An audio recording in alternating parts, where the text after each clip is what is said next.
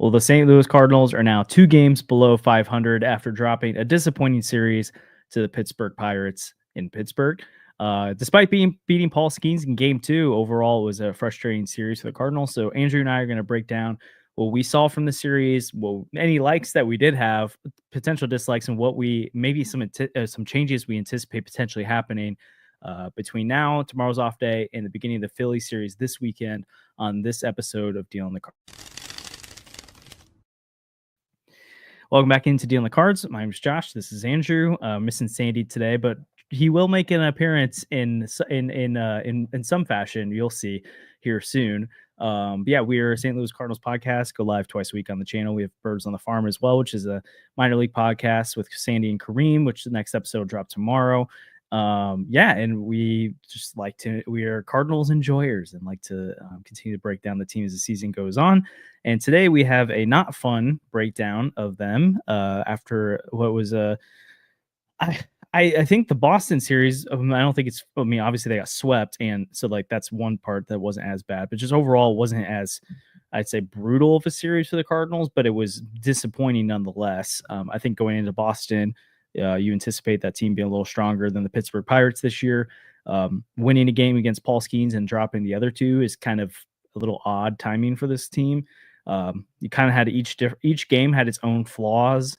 Obviously, Tuesday's game, the win, was a lot of good stuff all around. But today, the offense pretty much goes silent the entire game. Game 1, the pitching implodes. Things are not able to fire on all cylinders at the same time right now for this team. And I don't have a lot to say about the offense. Negative. I mean, we'll talk about some issues from the offense this series, but overall, it's still one of the top units in all of baseball.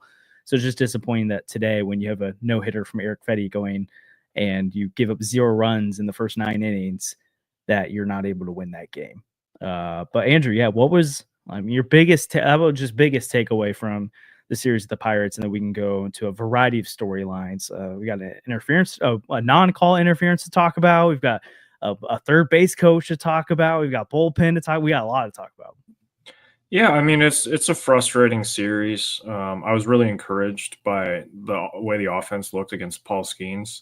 I don't think he had his best stuff. He wasn't up in triple digits. It was really cold yesterday up in Pittsburgh. But, I mean, they were taking really competitive at-bats against one of the toughest pitchers in all baseball. Yeah. I'm not as worried about the offense today. Every offense will have days like that. And I was going to hand it to them yesterday where I was like, if they have a rough day against Paul Skenes, that's totally okay. You face like these kinds of starters maybe like 5 or 6 times in the season. And I'm not really that worried about that, but they actually did really well. And then today they couldn't quite figure out Mitch Keller. There were a couple opportunities to score, some very sloppy plays, base running wise, a lot of outs around the bases. That we would call with Sajasi at home plate or non-call. It was really odd, and then you ran out of bullpen arms, and you had to throw Chris Roycroft in there. I think I probably would have gone with Fetty a little bit longer, or gone 2 innings with a different reliever before you know that it's just Roycroft and King. Probably Matz is the guy I would go 2 innings with, but at the end of the day, you went with a guy who was just not as stuff all season long, and paid the price for it, load the bases with pretty much no command, and then gave up a hit. That probably would have been a flyout, but even if it was a flyout, that ends the game anyway. So that was pretty frustrating. And then Monday's game, the first loss with Liberatore. Star Liberatore is starting to wear on me a little bit. I feel like he battled back from that bad inning, but it seems like he has a bad inning in his starts. And where he just can't quite, recover from a couple of hits. And then that's something that you can't really get away with as a starter. And maybe time to start thinking about moving him back into the bullpen. But as they're going with the 6-man rotation starting soon, it could be rough. And I'm a little bit concerned with how that will go as well. Yeah. But I mean, it's a frustrating series. I don't really know. I'm still encouraged by the way everyone's been hitting. Brendan Donovan looks really, really good. He's I think second in the National League in batting average, and his OPS is well over 1,000. He's just been hitting the ball really well. And Wilson Contreras, I don't know. I don't get it with Wilson Contreras. Sometimes he takes a really uncompetitive at bat, and then the next at bat he lines out 106 miles an hour to an outfielder, and it's like, well, that had an expected batting average of 940, but it was right into the glove of the center fielder, and it's like, I mean, I don't really know. Like, hopefully he'll turn a corner soon. I feel like these balls have to start landing at some point, but I'm a little bit frustrated by that, but also I can see that like he's not completely helpless out there. He's not like Nolan Gorman last year where he was just striking out every time. It does feel like he's caught in between at certain times, but sometimes he puts a good swing on it and it's right at a guy, and it's really frustrating to watch. Yeah.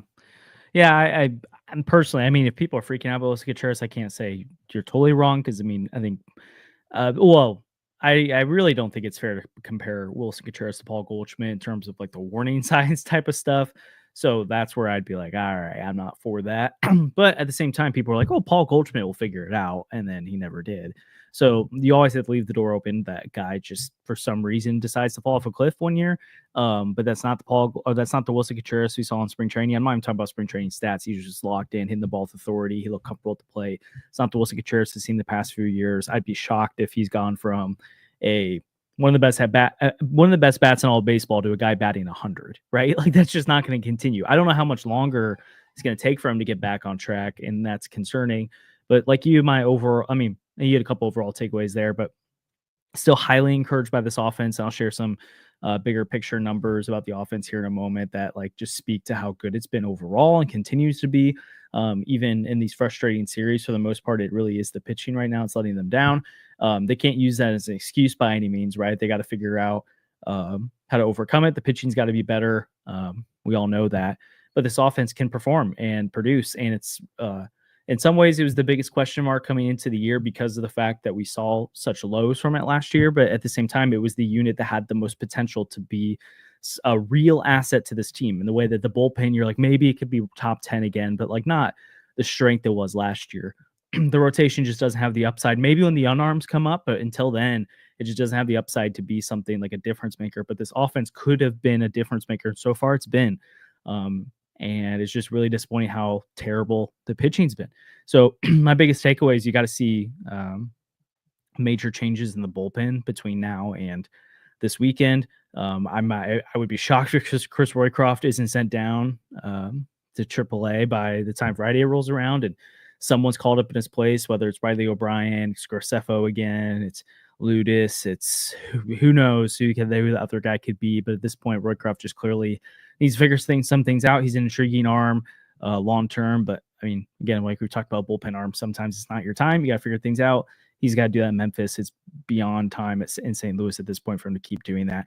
And this bullpen at this point, I mean, luckily they've got a day off tomorrow, but man, they've been, is it 3 or 4 extra innings games now? And you have that just over the weekend, just kept having to use arms over and over again. Like they're not producing, and they're thin right now, like energy wise. So you got to get some different arms in there. I'd love to see Michael McGreevy in the rotation at some point, or some other guys like that over a Miles Michaelis, but we know that's not necessarily going to happen right now. I do think, if we want to talk about the Miles Michaelis thing, I do think the conversation that Ollie had with Bernie and the KMOX crew on his weekly spot this week was interesting. I didn't agree with a lot of what Ollie said and stuff, but also you could tell some of that decision's out of his hands too, and they got to basically manage Michaelis while they have him. So we'll see about that. But we do have a word, not from sponsors yet. We do have a word from Sandy, who has submitted a statement in regards to this game since he cannot be with us. So Sandy says, "To whom it may concern," aka you listeners, "this has been a difficult few hours for me. This team is shaving years off my life. In just 2 weeks of play, we've already 0-4 in extras. Who has it worse than us? Who else has Pop Warner on third? Who else has Chris Roycroft in their bullpen? Who else has to see Sinisi play on a regular basis? Frankly, the incompetence is generational. Unfortunately, I will miss the session of group therapy, but I'll be ready to lament together during our next episode. Sandy McMillan." Wow. Love that. I don't know if it's generational bad, Sandy, but I feel like it's been a while since we've talked about it, but like usually Andrew's the more grounded and sometimes a little bit more like skeptical.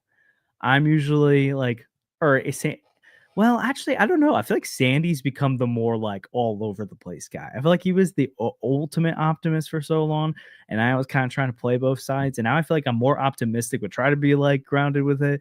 And Sandy is just like, if they win, they'll win the World Series. If they lose, it's generationally bad. But this would have been funny to have him on. I think Sandy just like has higher hopes, higher expectations for this team, and I mean that's true. Like he's the one who thinks that we can go to the playoffs, and I don't know if like we're gonna go off his jokey predictions where the A's make the playoffs and the Cardinals win the World Series, but no, that is actually we suspended him for one episode for because the Michaelis comments. But no, I think if you have high expectations for this team, you're probably really frustrated right now because all of the things that you need to be going right are going right? Like aside from today's game, the Cardinals have scored 4 or more runs in every single game, and that's usually a recipe for success. Yeah. And even today, like they probably should have won the game. I'm not really sure on the rules. We probably get a rules clarification at some point. So I don't really want to like comment too much on it, but there's got to be something with that play at the plate with Sajaci. And I mean, there's rules against blocking the plate. They weren't really blocking the plate because they weren't standing on the plate, but they're definitely blocking the baseline, right? Like the line where Sajaci was running. Every time I say Sajaci, I want to say Sinisi, but similar. But he like he didn't have a clear path to score in that situation unless you like truck the catcher, which I guess is in that case would have been obstruction because there would have been contact between him and the defender. He kind of just stopped, which maybe that's on him, but also Contreras, please don't pop the ball up, right? Like that's not a problem if he gets a hit there. But or like a real hit because I guess it counts as a hit in the scorebook. Which wait, did they award him a hit there, or is that an error? Yeah, because if the fielder doesn't touch the pop fly, then it can't be rolled an error. That's so dumb. And neither of them touched it, so it was a single. That's so dumb. He does not deserve a single on that. Yeah, but I think the official MLB score has it as a ground ball to the catcher as a single. So like, I don't know. I would have loved for it to say fly ball to the catcher. It's a single. Everyone would be like, what? Yeah. So if you weren't watching the game, then you'd probably be really confused as to what happened there. But that play probably should have scored Sajaci. Like maybe that's a base running mistake on his part where he really should have just made contact with the fielder, and then there would have been an obstruction call there, and he would have scored. Yeah. And then just in extra innings where Arenado gets thrown out at third, trying to just like I don't know what he was doing. Like there's mistakes like that. There's the Pop Warner send, which we can go completely. I'm done with Pop Warner. Like I'm sorry. Like usually we're more lenient with the coaches and stuff. And like last year we're like maybe it's not Turner Ward. Maybe Turner Ward's not the reason we can't hit with runners in scoring position. It turns out he probably was.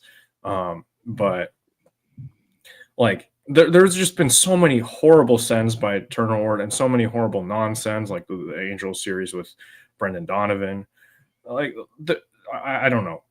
It's really frustrating, and there's not a lot of times where you can see direct results with a coach and the results from a team. But the third base coach is responsible for sending runners home, and there's just no way that it's ever acceptable to send Siani home when Tommy Pham literally had the ball in his glove before Siani had even reached third base.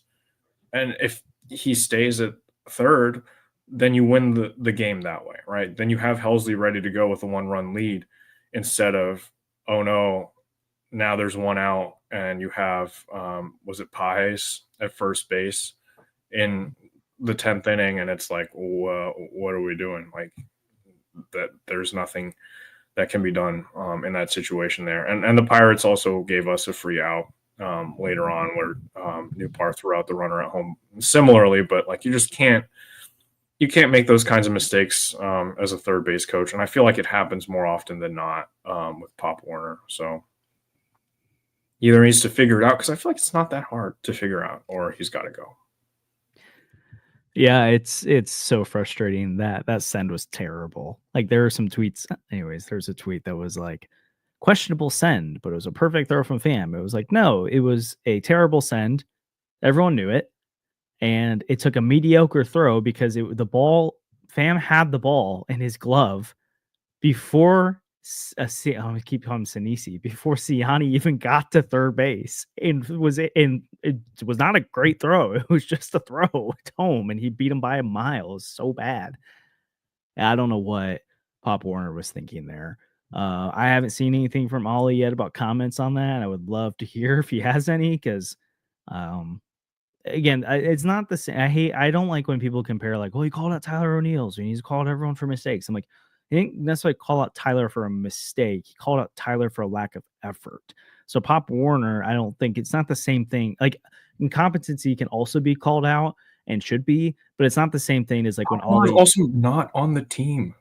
I know, but I'm saying like when you're managing a team, I'm not necessarily even saying what Ollie did with the Tyler things, right? I'm saying I feel like it is a different thing when you're like, I need to address a culture issue here because this cannot be how we play baseball, versus like you made a mistake and this needs to get better. I think that stuff can be handled. But anyways, I would hope he would acknowledge how dumb of a call or send that was from Pop. And if he tries to defend it, that's ridiculous. But so yeah, that, and then like to your point, the interference thing, like I think letter of the law wise, it technically isn't interference, but it's one of those that I'm like, I just don't understand how it's not in practice, because to your point, he had 3 guys basically blocking home plate, and the umpire was standing on home until basically Sajacy got there. Like it was, if you go back and look, I didn't realize how the home plate umpire had his foot standing on and blocking the home plate. And then right when Sajacy goes to like slide in, he moves off of it. But I'm like, he's trying to avoid him. He's trying to avoid these guys. He's going around the play. I get technically you need to run into them for it to matter. But I'm like, okay, like what normal human being would think in that moment, oh, I'm just going to run into a pile of people?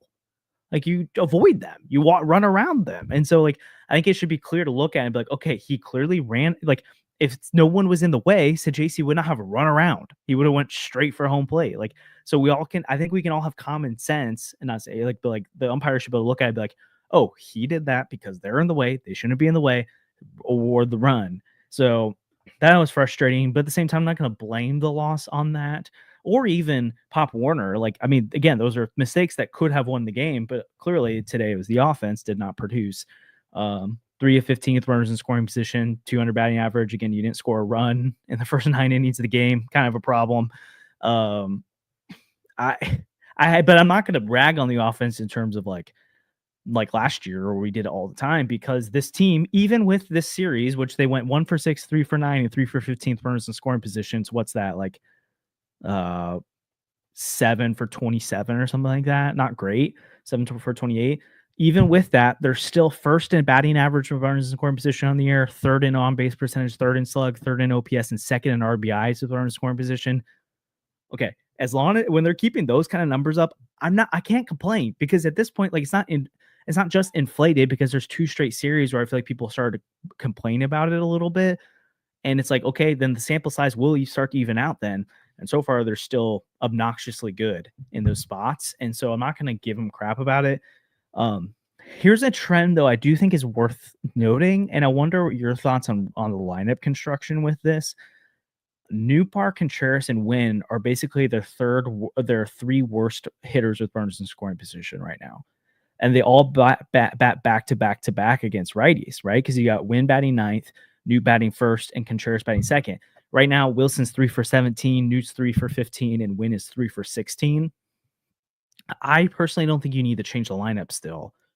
I think it's worth monitoring, because when you've got 3 straight buzz kills in a row in those situations, then that's like an automatic, you're not scoring in those spots. And it's really felt like those moments when it's the 9 hitter, first hitter, second hitter, when they're not coming through. But Donnie's 7 for 15 with runners in scoring position, almost a 500 batting average. Nato's 5 for 12. That's 417. Burley's 4 for 11. That's 364. Herrera was batting 500. So the middle of the order right now, and just past it are producing when it counts the most. But you're really struggling to drive those runs in at the top, very top of the order, and then obviously win at the bottom. This is worth monitoring. But are you? We'll to get to our sponsors here in a second. But like that Wilson Contreras conversation, are you ready to say he needs to move down the order yet? I'm still fine with them waiting out longer. I mean, what is Wilson 3 for 17? That's like with way runners in better than scoring what position. That's way better than what he's actually hitting. So, Yeah, he's at 70 points better than what he's actually hitting, like, which is kind of crazy. It's a 170 batting average versus a 100. And then with like the other two with Wynn and Nootbaar, first of all, Wynn was terrible for like the first week of the season. So yeah, and he's getting better. Yeah, so it is getting better on that front.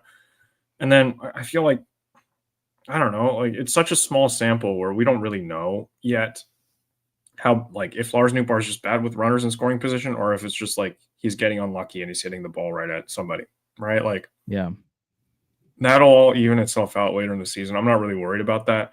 And with Nootbaar's approach, I'm sure he's drawing walks with Risp as well. Like, they intentionally walked him, I think, one of the times, and then I'm sure he draws so many walks that I'm not sure if that's worth monitoring, but I mean, he's leading off. The leadoff hitter's not supposed to draw that many at-bats with runners in scoring position. And with Wilson Contreras, like, I made a joke tweet. Someone actually took it literally on Twitter where it's like he should go down in the lineup. But it has been 11 games, and he had a great spring. And I'm not really ready to give up on a guy who's supposed to be the best hitter in your lineup, who happens to be the worst hitter in your lineup so far. Yeah. Am I going on underdog and going lower on total bases every single day now that I've went over on total bases a lot of the times? Yeah, because I want to make money. But like, I'm not really worried about that yet. And I feel like he's one or two swings away from breaking out of it. And it might even be a mental thing where he's just like kind of caught in between. And I thought he had a homer today on the first at bat against Keller, where he like torched the ball to right center, but ended up being caught. And that's just really frustrating. And one of these days it will happen where he hits a home run. I think it's funny that Pozo has a home run before Contreras.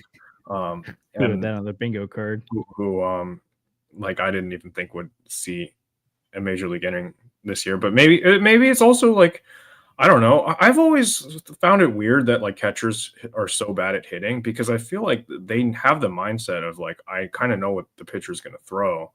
So you would think that they would be better at that, but maybe it's a catcher thing. Maybe like him seeing all those pitches like from pitchers in spring training would help him hit better or something. I don't know. I'm not trying to say that he should move back to catcher, but I don't know. Maybe there's a new position thing that's got him in a funk, and it's possible because all our other catchers seem to be hitting the cover off the ball. So true.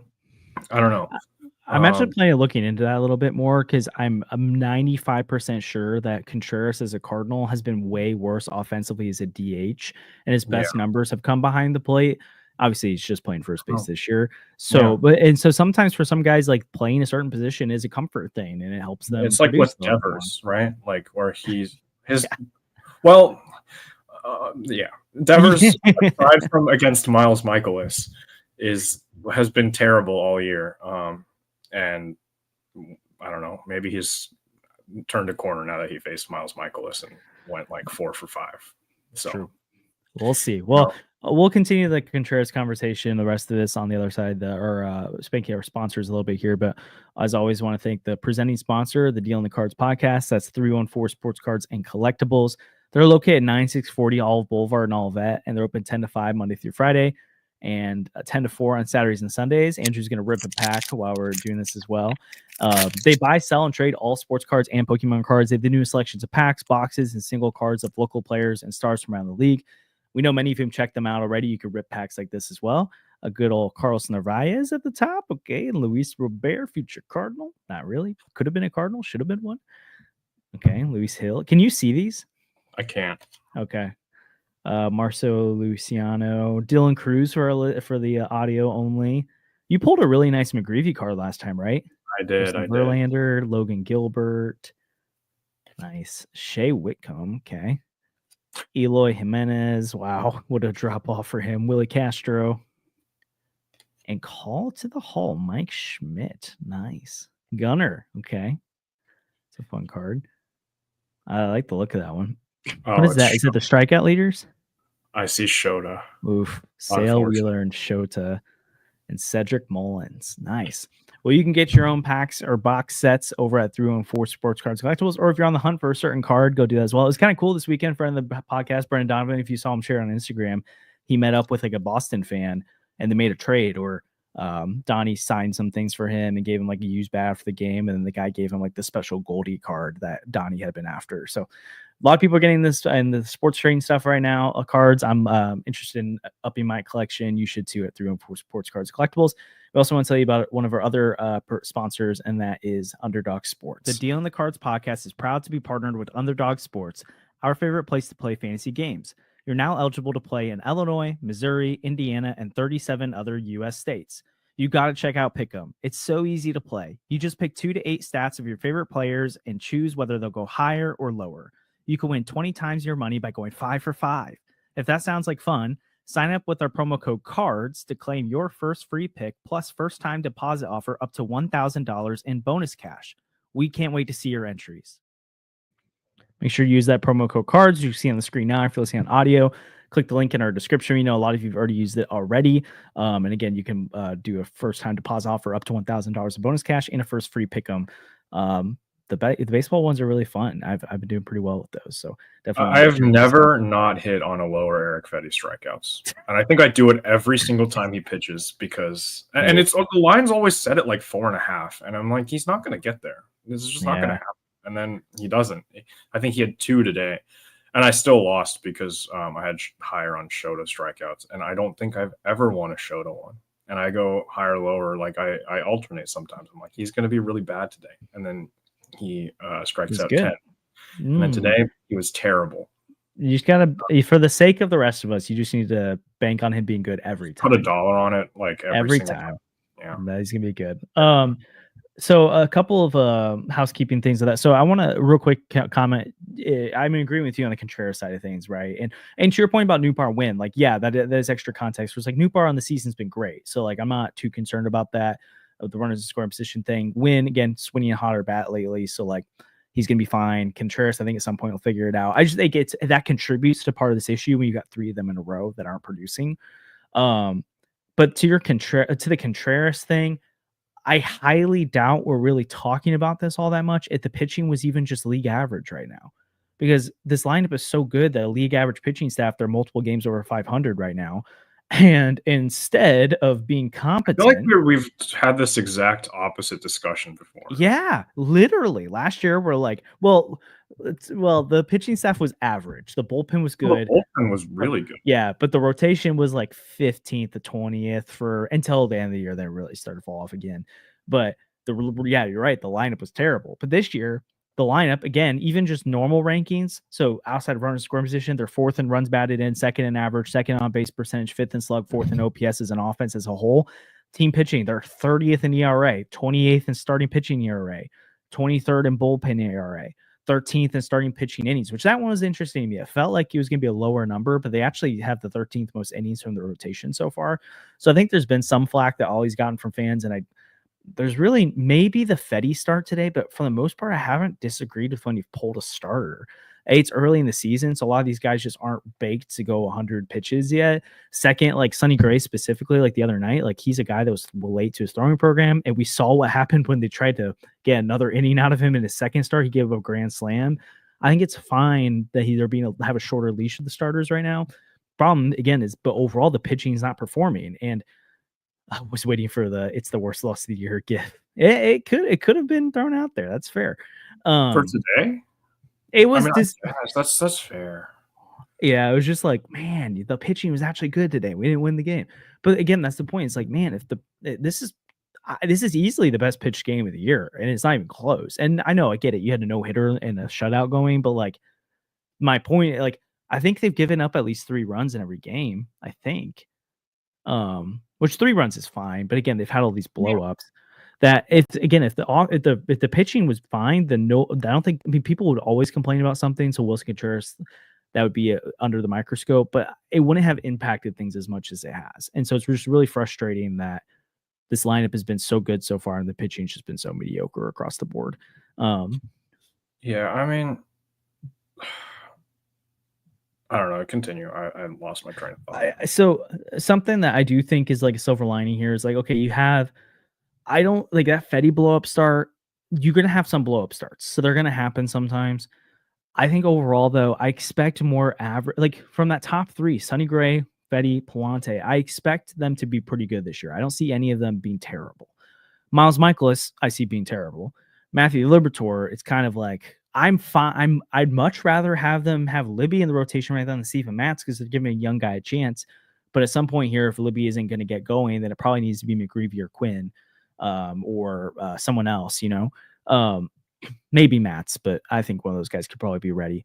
My worry at the rotation right now is like, is Sonny Gray's home run problem, which it's clearly a problem, is he going to get to a point where he can be a reliable frontline guy, even a number two? Because if he's going to give up this many home runs, he's really more of like a Fetty production, right? Where you've got to he's got to basically hope that he doesn't, not production in terms of the same type of pitcher where he's going to get like Fetty doesn't get a lot of strikeouts, swing and miss, stuff like that. Like they're different in that. But in terms of output of runs allowed, basically Sonny Gray has to figure out a way to keep guys off base because he's going to give up a home run. And so you can't have two guys on when it happens. It's got to be a bunch of solo shots. And that's just not a top of the rotation starter, right? And so that's my concern with the rotation beyond. And then obviously, like, how long does Michaelis get a leash for this Liberatore experience? I do think the bullpen has the pieces to be better, right? Because you have a good closer in Ryan Helsley. Again, he had a bad blow up, but like those are going to happen from a closer from time to time. Phil Maton so far has been awesome. He hasn't allowed a single run yet. And he's the guy that I think he's really sliding into that Kittredge role really well. JoJo's been pretty good this year. It's not as good as he was before. So I think it's a diminished version of JoJo, but it's not the second half JoJo that was really bad last year.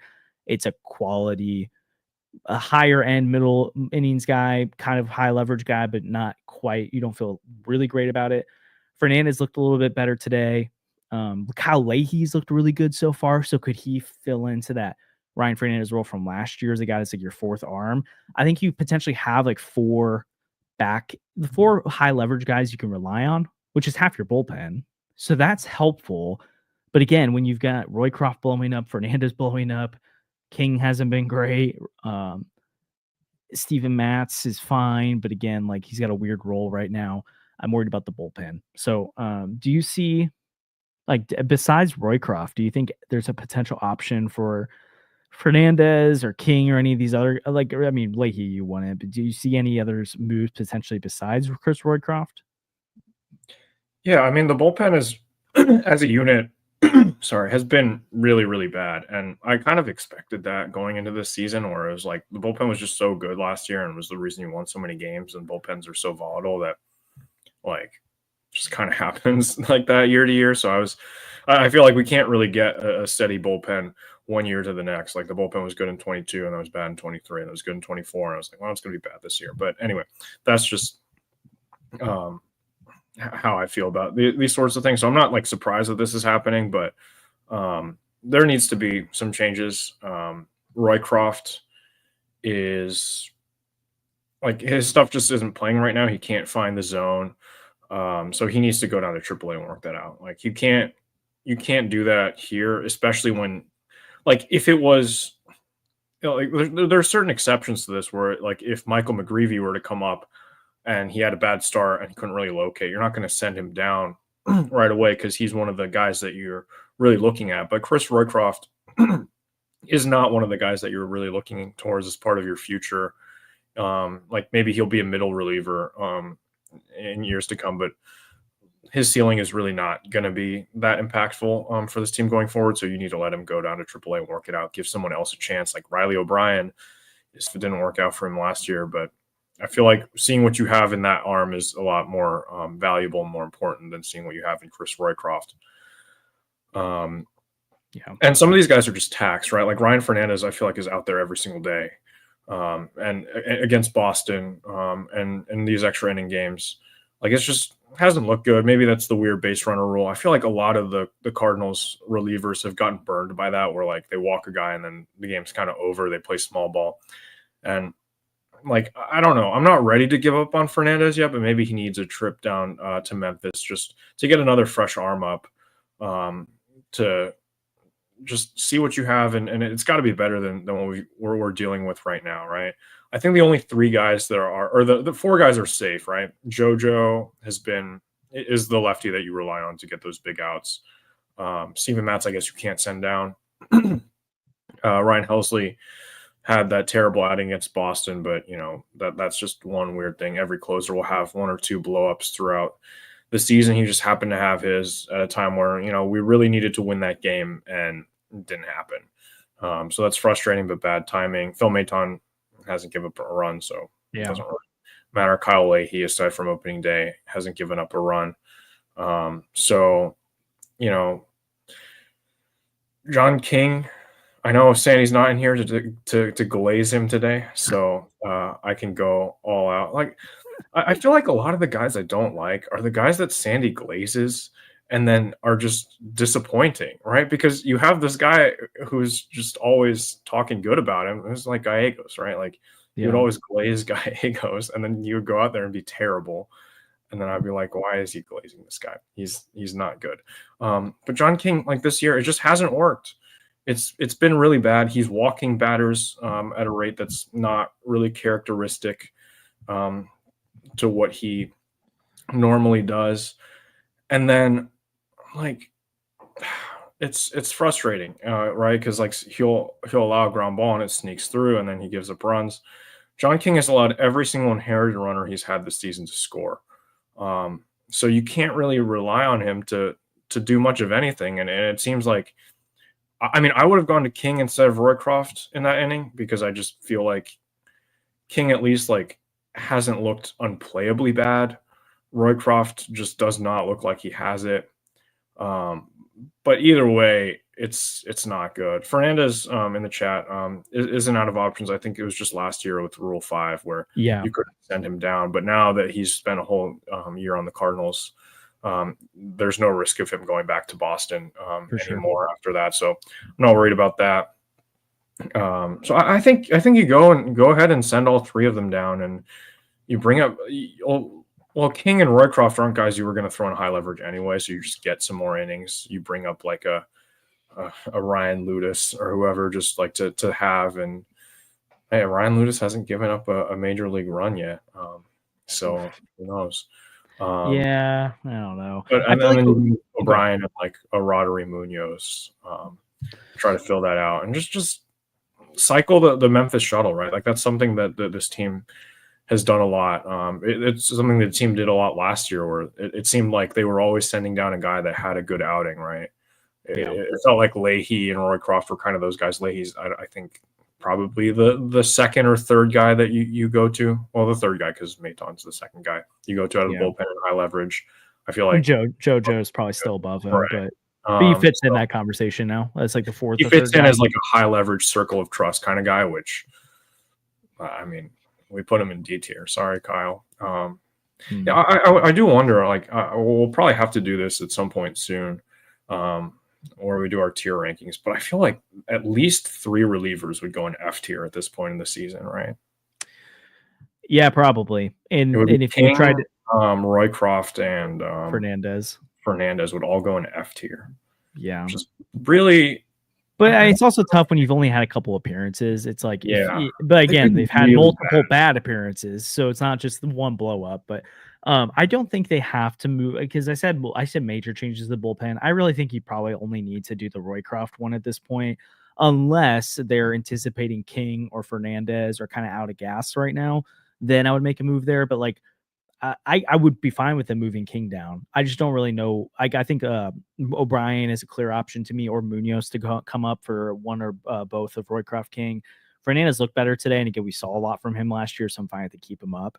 So I'll have to see kind of how that kind of goes with that. I do want to respond to a couple of comments. So Aaron put in here, kind of like getting frustrated with Fedde being pulled before 100 pitches, and it's like I get it, but this is also today's game. And it's early in the season. We're not talking about July here when he's throwing a no-hitter and they got pulled with, what was it, 83 pitches or something like that, 88 maybe. He was also about to face the middle of the order again. and you could go to Maton there, and I was fine with it. I that's the one probably so far this year I would be like the most like, yeah, I mean, I might have kept Fetty. I probably would have kept Fetty in, but like I'm not like madly upset about it. I mean, it's more like, I don't know. I feel like I sometimes fall into the trap of being a little bit more old school baseball, not the analytics. At certain points, like I want the pitchers to hit, sorry. But like I don't like the idea of pulling a guy. I don't like the idea of combined no hitters. I think those are fake, and they shouldn't be recognized as real no hitters. And True. I don't like pulling a pitcher in the middle of a no hitter unless it's like Daniel Ponce de Leon in a very fake no hitter where he walked 4 guys in his debut and was at like 110 pitches when they pulled him, right? Like in the 6th inning. So like unless like you're not going to complete it, like Eric Fetty probably wasn't going to complete it. I think it was like 85, 86 pitches, but you let him run out there again, and if Eric Fetty gets hurt, does anyone like, is that really? Oh yeah, we care. We do care. We? Yes, because even if you're, I guess he has trade value. Exactly, but also too, he is like it or not, he's your second best starter right now. So like you can't have that. I would much rather like I know there's like other problems in the rotation with like Michaelis. Yeah, it's like you should DFA Michaelis. So I don't want Fetty hurt. McGreevy. But like if it takes losing Fetty to get McGreevy opportunities, like I'm not like opposed to it. Like I obviously I don't want anyone to get hurt, but like if you traded Eric Fetty right now and gave McGreevy more chances, I'd be totally fine with that. This dude was a 3.13 ERA last year. His first like 2 starts, the Cardinals were bad, and his last like 6 or 7, he was like I think a sub 3 ERA guy for them. He's had 2 good starts, 1 bad start. Like I'm not letting I don't want Eric Fetty out of this rotation right now. Miles Michaelis, and this rotation's already spotty enough. If you're talking about it being Gray, McGreevy, Palante, Michaelis, Zipator. Also, Eric Fetty's not one of those high octane arms where you think like going to 95 pitches is going to blow his elbow out. Like that's not going to happen. I'm just but like Aaron seems frustrated by the it's early thing, but it's not. It's early. Like I feel like I get when people are madly say it's early performance wise in these games don't matter, but I'm talking like this is player health. And this is the longevity of a season type of issue here. And if you disagree with it, you disagree with it. I'm just telling you, I'm not frustrated by it because I understand that. And it's also today's game. And also they're 13th in starting pitching innings right now. So they're not like, I think people like to act like Ollie just pulls everyone too early.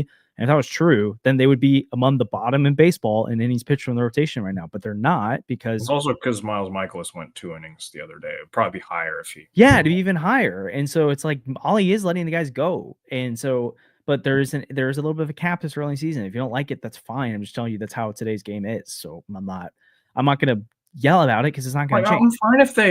I'm fine if they like pull a Michael McGreevy or a Liberatore where you like are trying to preserve the young guy's arm. It's Eric Fetty. He's a veteran starter. He's done this before. That doesn't mean early in the season though your arm is ready to go all out. And also again, even without that side of it, like this was the 3rd time through I think it'll be the 3rd time through the order at that point. It would have been 3rd time through the order, middle of the order. He also walked 4 guys. So like, we're not talking about a guy who's throwing a straight up no hitter. Like he was allowing base runners because of the control, and the walks were an issue last start too. We walked 4 guys. So he's got to figure that out. A couple other random tidbits or another thing in the chat, Jake asked about whether or not we would have thrown to FAM in the 11th with 2 outs or gone to IKF instead. I mean, in theory, like IKF is a less intimidating hitter to me, but FAM's been terrible to start the year. He had a hit in game 1, but then obviously he had a hit today. But otherwise he's batting 125 on the season and just doesn't look good. While IKF's batting 300. Like matchups wise, I'm fine going to FAM there. I don't really think it's that big of a difference, especially 2 outs. Like it wasn't like trying to set up a double play ball or something. So I had no concern with it. It was fine. I mean, if someone wanted to go to IKF there, that's fine too. But again, like the pitching side of it too, it's like we're getting mad at Ollie for pulling Fetty early. We're getting upset. And like, again, we've criticized Ollie for different things this year already, right? Like we have not been like Mr. Ollie can do no wrong. But I just think it's at this point when your bullpen's then been this bad and you've gotten some pretty bad starts from your starters, like I don't really know what Ollie's supposed to do in some of these spots. Again, that's why I said I probably would have given Fetty another inning because especially when you're in a 0-0 game and your offense isn't scoring, like if I'm him, I'm having trust that my offense is going to score here soon. But also like how many relievers did they use today? 7. 5, 7. Yeah. I think they used all the relievers except for King. Once you start using more than 4 or 5 relievers, you're kind of asking for trouble because it's like, man, it's like you're gonna have 6 different guys, 7 different guys be perfect today. Like that's asking for. But again, at that point, I'm sure Ollie wasn't like in the 6th inning or 7th inning. Think they're gonna go 13 innings today. So it's not. It's not completely fair to put that into perspective with that. But I just think Ollie's getting a little bit of crap for the pitching in a way that I don't think is fair to him. Because at the end of the day, like it's on Roycroft to execute, right? It's on King to execute. It's on Fernandez to execute. And when almost half your bullpen so far has been shaky, like it's pretty much impossible to not be a leaky bullpen then because you can't avoid using half your bullpen. And remember last year, people getting super upset about him for going to Helsley, JoJo, and Kittredge and Fernandez too much. Well, like, okay, do you just want him to throw Maton's arm out then? I don't know what to do with it. So, yeah, I mean, like I understand it. I just like with how shallow the bullpen has been so far, I would have tried to get everything I could out of Fetty. Where like, you know, if instead of going to Mats in that inning, you had one of the other guys to go to, then there's a chance that you just win the game outright. But also, you have to score more than one run in that spot with Arenado at third base, and he just was dancing around and got caught. And I was like, what are you? What? Like the amount of outs on the base paths to start the season with just sloppy base running. I think Donovan's done it a couple of times. Arenado did it in that inning. I feel like there's one or two that I'm forgetting, but like you just can't do that, right? This team needs to be based on fundamentals, and it's not like Jordan Walker's doing it, where like you're trying to let him get out there and make mistakes, or Victor Scott's doing it. It's guys like Arenado and Brendan Donovan who have been on the team for long enough to not make those kinds of mistakes, where it's really frustrating to see that. And maybe that's not always on them. Maybe that's Pop Warner, and his coaching over there, which would be even more frustrating to see. And like, the Donovan play where he didn't tag up on Mike Trout's bad throw from right field.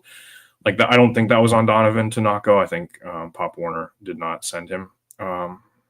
And there's certain times where I feel like it just needs to happen. And that's the JC play at the plate, which I won't hold him as accountable for that. That's just a weird play. I'm not really sure what you expect out of that.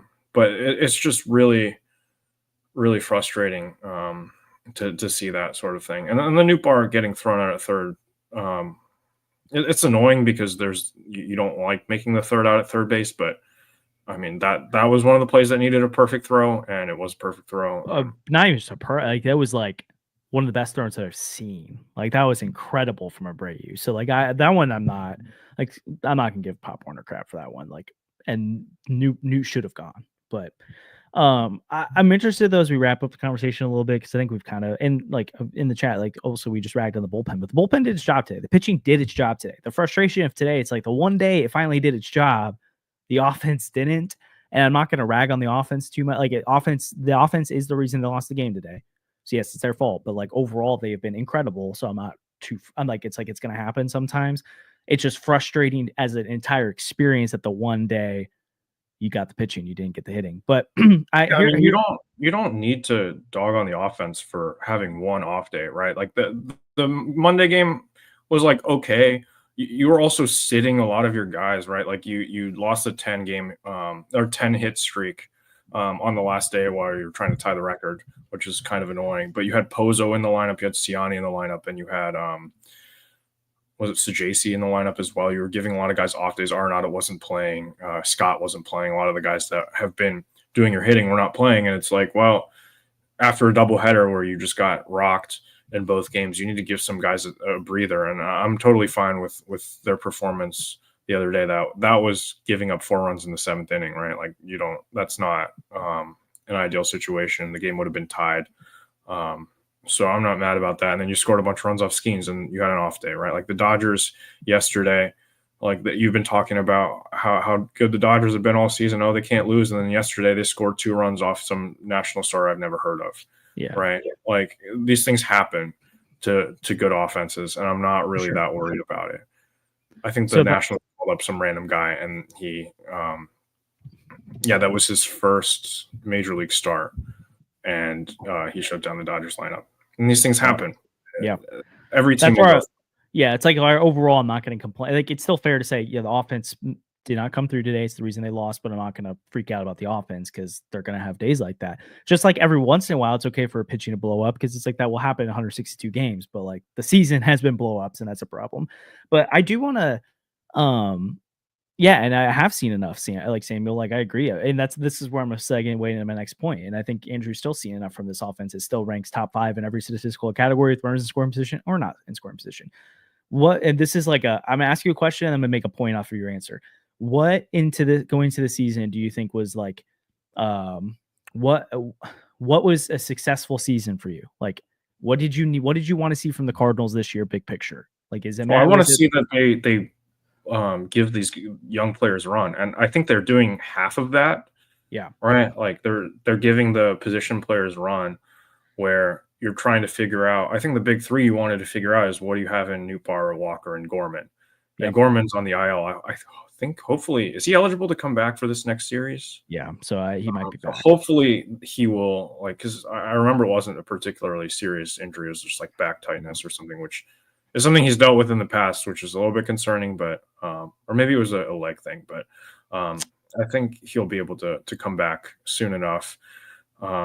And Burleson hasn't been particularly great, so maybe he'll actually get the playing time that I want him to get. But you're seeing what you want to see out of these guys, right? Like Brendan Donovan looks like, well, I don't think he's going to be hitting 400 and have a 1,000 OPS the entire year, but maybe he does with his new bat. And Lars Nootbaar looks really good. He slowed down a little bit, but he still looks really good. Jordan Walker has slowed down a little bit too, but his approach still looks really good and really refined. And he had a big hit today to drive in a run with runners in scoring position. And I'm really excited about that. Victor Scott looks like a really electric player. He's taking good at bats. He's getting on base and he's causing havoc, which is exactly what you want to see. And they're doing this against good pitching, right? And I'm excited to see what they do against Nola and Wheeler this weekend. Yep. Nola hasn't been particularly good to start this season, but Wheeler has been, and I'm excited to see what the young bats can do against some challenging pitching. And they did it probably against the best pitcher in the National League in Paul Skenes, right? I'm not quite ready to say that about Skenes, but that's what everyone else is saying. So it's really, really good and encouraging to see everyone take at bats against such a live arm. And I don't take back what I said last week, and they haven't scored as many runs this year or this series as they have all year. But that these things will happen. I don't expect Lars Nootbaar to have a 1,000 OPS all year. Like if it's sitting around where it is right now, like 850, that's great. Like that's a massive success.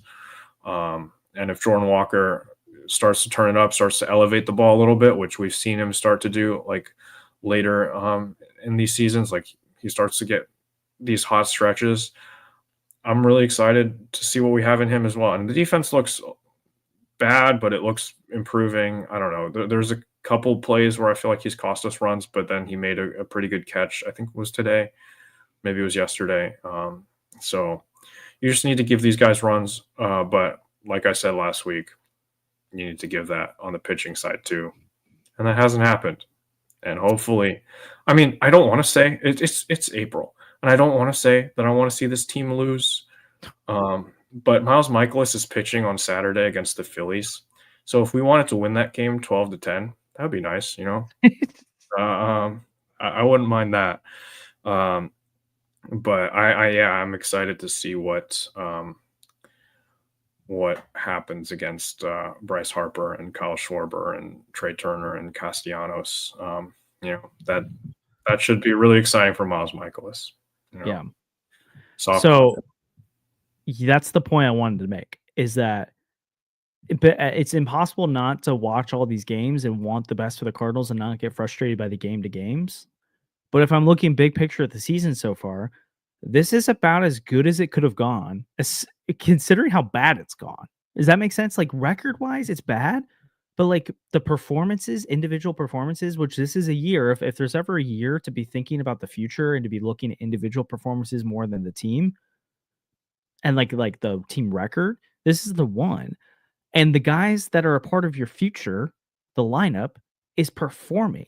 And particularly to your point, Newbar, Donovan, Burleson, Walker, Scott, Wynn. I mean, Contreras isn't hitting right now, but he's not a part of your long-term future. Nato, we'll see what happens with him long-term. Ivan Herrera was definitely producing. Like, I think in the pitching side of it too, it's like these middle, like Chris Roycroft could be a part of your future for the next few years, but he's not going to be a critical part of it, right? He might be a middle reliever for you. That's not a huge deal. Ryan Helsley, I don't know. He's probably not with you long term. Your bullpen, for the most part, is just guys right now. It's not really like major contributor makers. You look at the rotation again. Sonny Gray, it's like he's with you one more year, maybe. Fetty's probably gone after this year, hopefully. Michaelis isn't going to be here. Palante's looked okay so far, pretty good. And Liberatore, again, shaky so far, but he's getting opportunities. But the parts of the future that we can see right now are producing, are successful, are exciting. And if that maintains, again, this isn't how every year is for this team, right? Like we can't, it's not in 2027. I don't know if I'm gonna have a lot of patience for individual parts looking good, but the team looking terrible. And I won't even say the team looks terrible. It's just they're losing, like they honestly lost a lot of games they should have won. And that's not, I'm not defending them. It's just they're not getting like beaten. Like they had the one Boston game, but they're not getting beaten to a pulp constantly. But the part of your team that is not good is the part of your team that's not going to be the same in a year, right? It's a bunch of guys that you're kind of just like there right now. And the guys that you needed to know in the future are producing. And so in some ways, even though the record doesn't show for it, I actually kind of think what we're seeing so far from this club is exactly what you wanted to see coming into the year. If you were thinking big picture, I know some people like you will never be able to follow this team and not expect the playoffs from them because it's the Cardinals. I get that. That's fine. But I came into this year expecting them to be a game or two below 500 and for some things to be exciting, but also for a lot of heartbreak and a lot of issues throughout the year. And honestly, I don't think I was this. I mean, I can't remember being this optimistic about the offense going into the year. I don't think I was. There was guys I liked, but I didn't think they'd be this good. And I'm not saying they're going to maintain a top 5 offense all year, but even if this offense is like top 10, top 12 this year, like that's on the right track for a young group. And so again, I think that's what we got to, I'm going to try and remind myself throughout the year is that even as we're frustrated by the team performance, I'm going to keep looking at the individuals and see who are contributing to the wins and who are contributing to the losses. Because if they're losing games because of Miles Michaelis, Chris Roycroft, John King, Ryan Fernandez, and Matthew Liberatore, and a random Eric Fetty blown start, but then they're winning games because of Lars Newbar, Brendan Donovan, Alec Burleson, Jordan Walker, Ivan Herrera, Mason Wynn, I want that. If it was the opposite and they're losing games because of the young guys, but they're winning games here and there because Michaelis gave you a good start and Wilson Contreras' bat was carrying you and John King was fine. It's like, okay, you're winning games, but like the long-term future looks pretty bleak. So do you agree with that assessment of things? Yeah, I mean, I didn't. And again, I don't want to watch losing. I'm just saying, like last year, I came into the team expecting, well, I don't know. The narrative was we're going to make the playoffs, and that's what they were going to try to do. And towards the end of the season, it was getting frustrating where you kept throwing Steven Matz and Miles Michaelis and whoever, and not giving McGreevy a chance to start. And I feel like that's still happening this year, but they're doing better at that. And this team is getting ready to give the reins over to Chaim Bloom, right? And we've seen firsthand what Chaim Bloom is capable of building in Boston, right? That team looks really strong. I think they're in first place. Maybe the Blue Jays are ahead of them, but the Red Sox are, well, okay, they're in third place. Unfortunate. They're 6-6 now. They lost 2 in a row after we left Boston, which is great. So that kind of defeats my narrative a little bit, but I mean, that team pulled Willie Abreu, who looked like Barry Bonds, out from trading Christian Vasquez, right? So, like, what do you think Chaim Bloom can get out of Nolan Arenado if he still continues to stay hot at the trade deadline, right? Like, who knows? This team is going in a different direction this year. And I would like to see them, and I think I made it pretty clear, where I think you have a lot of pieces you can build around for 2026. And I would like to see them give Chaim Bloom full reign to be like, go out and sign this guy. You can go trade for this person, and the payroll will go up, right? If you get rid of Arenado, which it looks like this team is trending towards a seller at the deadline. You get rid of Arenado, Fetty's not going to be on this team. Michaelis is $18 million that you just get for free. Helsley's not going to be on the team. Hopefully, well, not hopefully, but like probably not going to extend a closer. That tends to not happen. And your payroll's already down from last year. If you get up to where it was in 2023, 2024, you let Chaim Bloom play with that. I know he's historically not been amazing in free agency, but you just need a couple of pieces, right? And you have guys coming up. You have JJ coming up. You have Quinn coming up. You have maybe Tinkens coming up if he's healthy. And just a lot of exciting players. You're going to get a guy in the draft this year, pretty high up. This year is not about 2025, right? If this team snuck into the playoffs in 2025, I know weird things can happen, but you're probably not going to get past the Phillies or the Dodgers, right? Like these teams are built to win now, and you're built to win next year. I'll be really frustrated if going into this offseason, it's the same posturing by the front office, and it's like, oh, we don't know what's going on. And it's like, no, you have legitimate pieces to build around. Hopefully, like you're going to have players like Brendan Donovan is a really solid role player, and he's carrying the offense right now. Lars Nootbaar is a guy that could really make an impact with his bat. Jordan Walker is one of the more promising young hitters in baseball. Victor Scott's extremely electric, and you're one, maybe two big bats away from being a true World Series contender next year, and one, maybe two big arms from that as well, right? Wait, time out. Yeah, a couple I'm seeing a couple moves on each side away from that, and the fans won't. Maybe you know what I mean. Yeah, I guess maybe this team is a healthy Shohei Ohtani away from being a World Series contender, but whatever. I digress. Yeah. Oh, if they just signed a $600 million player, they'd be a World Series contender. Oh man, okay. I don't know. Maybe I think it's a little aggressive, but I think they could be a contender in the National League if they had. Which, to your point, you just said World Series contender, right? Well, how many teams are World Series contenders? You said a few pieces on both sides, and those few pieces would be two big arms and another big bat. That's, I mean, the likelihood you acquire a big bat and two big arms in one off season is pretty low. But some teams have done it. The Padres do it. But do we think this club's doing that? The Padres are in a smaller market than the Cardinals. I mean, do you think the Cardinals are doing it? No, but yeah, but anyway, I get where you're trending with that. I just think when you said World Series, that's where all okay. Maybe not. Don't clip that. Well, we don't clip that. To yourself. Yeah, I guess I am the only one who does clip that. I'm not going to do it. I'll get absolutely destroyed on TikTok. But to your point, again, it's if you, I like what you said earlier, though. It's if they snuck into the playoffs and they got stomped by the Phillies, do any of us really care all that much? No. I mean, again, if they made the playoffs because of the young guys, that's a fun thing. But the bigger picture thing this year is you need to know is this team can be trending in a better direction in 2026, 2027, because they're not winning a World Series this year. And it's not even saying we're content with losing because of that. We're just realistic. You can't, they can't sign Juan Soto right now. Could they've done last offseason? Sure. We all knew they weren't going to do it.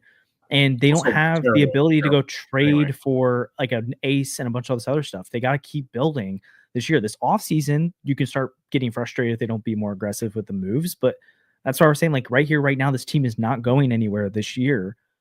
They can make the playoffs, sure. But I want them making the playoffs because the young pieces that are going to be here in the future are producing that, not because Miles Michaelis and Eric Fetty and Helsley and Gray and Nato and Contreras led you there. I want it to be because Quinn and McGreevy at some point help with that, but then Newt, Donovan, Burleson, Walker, Scott, Wynn, Herrera, those pieces put you into contention. And I think that's where you're getting at here. And we're in my original point of, even with how frustrating the wins losses have been so far, the parts of the team that you're building for with the future are producing, and that's what matters right now. So we'll have to see. And I mean, I mean, there's some chats in here right now, like you need to demand stuff from the DeWitt. Like, I mean, what someone explain to me how this team becomes a World Series contender in the next 2 months. It's not happening. It's not happening. The only path, the only thing they can do right now to get toward that is to build the young talent. Now, this offseason, they can do things differently. And sure, we can get after them in the offseason for not spending money and such. But right here, right now, it's development only. Or trading away pieces to get pieces for the future toward the deadline. And so that's the stuff we're going to focus on. We're not going to sit here every episode and slam our hands down because they didn't sign Bryce Harper. It's like, okay, you can do that on a podcast if you want to, but it'll be a really boring podcast because you're going to say the same thing every single day for 365 days, and it's not going to change. So we're going to talk about the thing that I look to is that, like, what I said last time is, like, there's no true, like, hole in this lineup right now. Like, yeah, there's not a I don't think there's a guy that is, other than like Mason Wynn, who is like below league average right now, and Contreras, but like I think he'll be fine, or who like projects to be like just unplayably bad, right? So like if you were to sign, I don't know to throw a name out there and people are gonna laugh at me. If you sign like Kyle Tucker in the offseason, and that again, don't clip that. You could go out, I don't know, that gives you room next year to like trade Jordan Walker. And if Jordan Walker shows a lot of promise, you can go out and get a big arm from like a team that's rebuilding, and then you extend that arm. Like, you don't have to sign all three guys, right? Like, I'm just throwing ideas out there. Like, that's not what I think should happen. I haven't thought about it at all. But like, you do have the room to go out and do things with your young talent too. Like, you don't have to keep all of these guys. Yeah, well, yeah, I just think we're getting way ahead of ourselves with that because we need to see a lot more. We need to get closer to offseason. Right now, right now I don't see any shot that they're going to be spending $400 million on a player. So like, we'll see though. We'll see. But again, I mean, but if people want to root for that, then guess what they need to have happen? They need these young guys to play. They need these young guys to perform. What they need to do is go to the games so the DeWitts have money to sign by. Sandy. No, just kidding. Anyways, well, I'm sure that'll be a bigger picture conversation throughout the rest of the episodes. Man, people are really frustrated today about big picture stuff. I was expecting more like, yeah, big picture things are looking better, but right now sucks. And instead, it seems like people are frustrated about the big picture, which, I mean, I guess I don't blame people because big picture wise has been frustrating for a while, but it feels like they're making the right changes, moving in the right direction. The DeWitts, I mean, that's the one thing it's a wild card in there, but at the same time, I mean, from a player development standpoint, they're investing in things. And I believe they'll get payroll back up to where it was. I'm not saying people weren't content with where it was. So I'm not telling you we'll get to the top 5, top 6 range. Like a lot of people would love to have happen, but I do think they'll get back in the 10, 11, 12 range. And you're having Nato come off the books. And you just had Goldie come off the books. You have Michaelis come off the books. You got money to spend here in the future. To your point, like this offseason, they could have money, but again, I think they're going to play poor again and say, hey, we have people not coming in the stands, and so we're not going to spend as much. So it's more 2027, 2028, 2029 when you can spend, but we'll see. And we can give them flack for it later. I don't want to do that every episode. I'm just going to be honest. Every episode, I don't want to scream about money because it gets boring. I just like to talk about what we see on the field. So, anyways, sorry if that frustrates you, but thanks for tuning in to Deal in the Cards. Again, frustrating series of the Pirates. Definitely would have wanted to see more. But overall, I think the team on the season so far, the offense is producing, which is what you want to see. Pitching's been terrible. It needs to get better if they're going to win games. We got a huge series of the Phillies coming up this weekend, which, man, there's a lot of ways this could go. And let's hope it's more on the positive side, but maybe I'm rooting with Andrew here for a 12-10 win in the Michaelis start. We'll see. But as always, like and subscribe helps channel a ton. We appreciate all your support on the podcast. And we'll see you on Sunday for the after the Phillies series. Peace.